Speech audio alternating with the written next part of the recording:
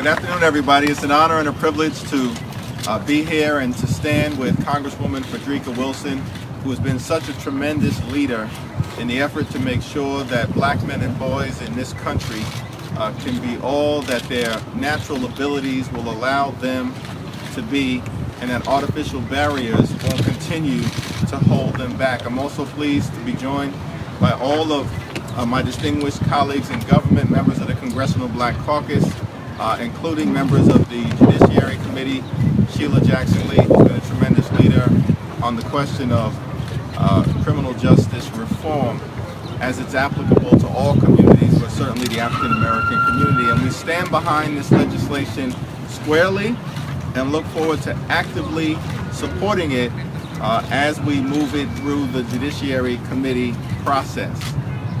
400 years ago this year, in fact, in June of 1619, the first slave ship left the west coast of Africa. In August of 1619, it arrived in Jamestown, Virginia. From that moment forward, 400 years in this country, black men and boys have had a target on our backs.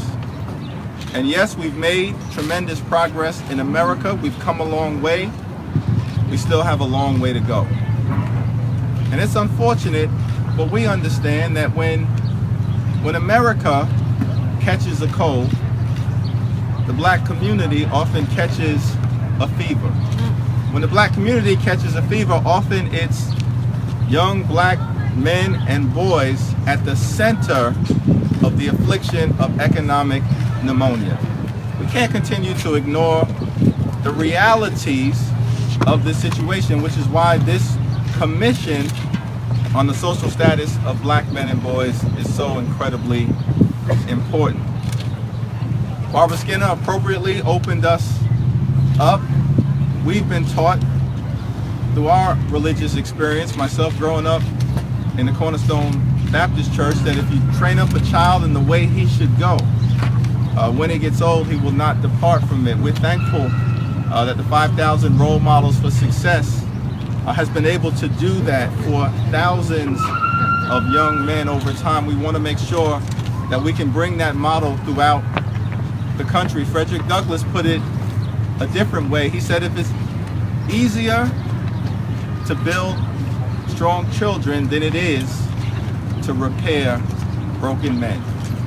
And we all recognize that unless we take the time to give our young men and our young black boys the opportunity to be successful, the system will seize the opportunity to give these young black men and boys some time.